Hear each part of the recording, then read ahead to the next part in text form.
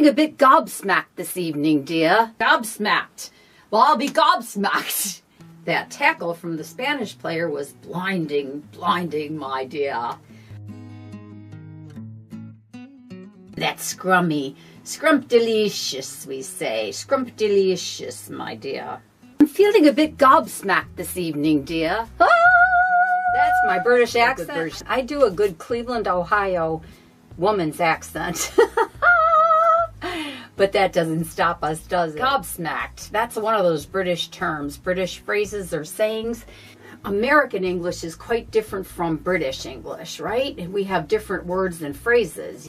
When the Beatles came in the 1960s, I was here.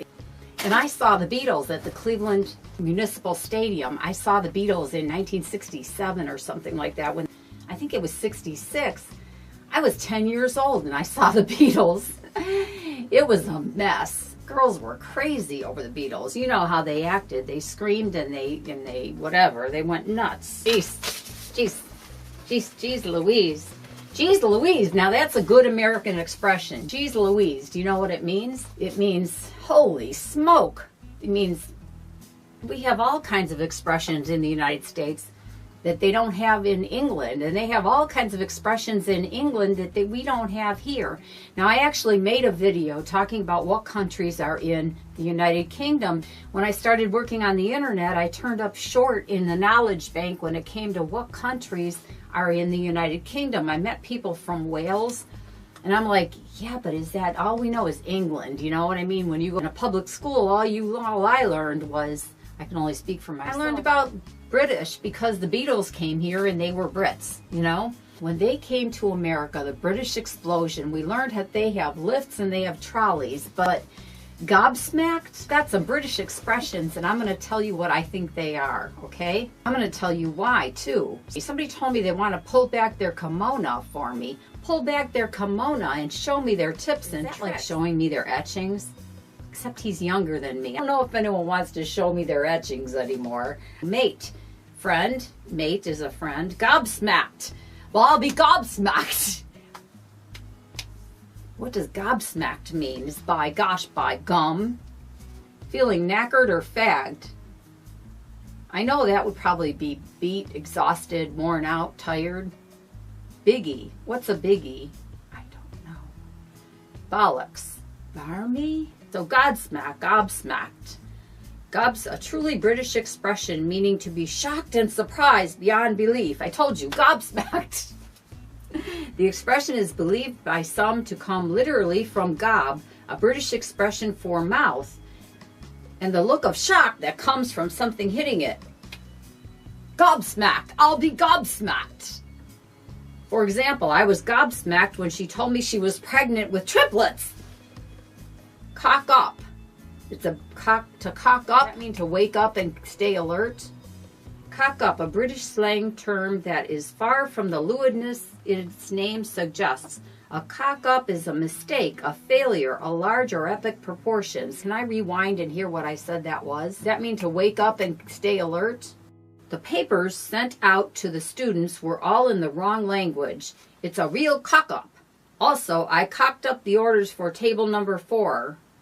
Mistake, a failure of large or epic proportions. Blinding. What does blinding mean? We use it as blinding rage. It's a blinding rage. A slang term that is far from something that physically causes someone to lose their sight. Blinding is a positive term for meaning excellent, great, or superb. That's blindingly. Blinding, my dear. Why is it always my dear? And why does it always get that kind of accent? We got that in the old movies or something? That tackle from the Spanish player was blinding, my dear.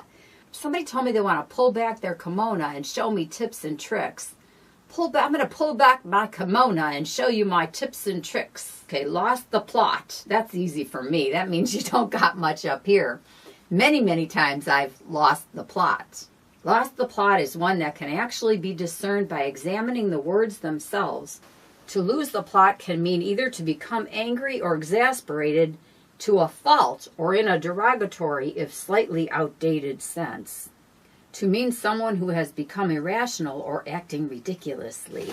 I lost the plot, by gosh, I lost the plot. Does that mean to go off the hook? For example, when my girlfriend saw the mess I'd made, she lost the plot. It means to go off the hook. I went off the hook on him. Cheers. Cheers doesn't quite have the same meaning that it does in other countries. We think it means, cheers. Of course, it still means celebrations when toasting a drink with some friends, but in British slang, it also means thanks or thank you. Cheers. That's mighty ace of you, mate. Yes? British slang, that thing that is brilliant or excellent. I told you, I got that one. Can also mean to pass something with flying colors. I aced it. We use that one. Damp squib. I bet that means like a wet blanket. Someone that's no fun at parties. A damp squib in British slang term refers to something which fails on all accounts, coming from the squib, an explosive. I thought it was a fish. And the propensity for them to fail when wet. Maybe.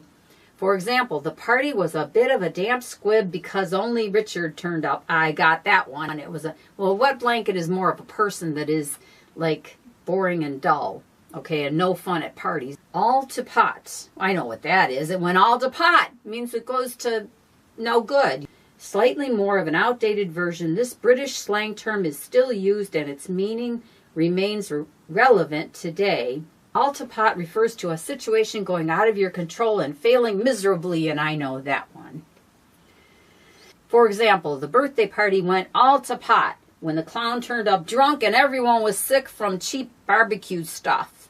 The bee's knees, that's an old one. It's like our parents used that in the 1930s or 40s. The bee's knees, a rather lovely term used to describe someone or something you think the world of.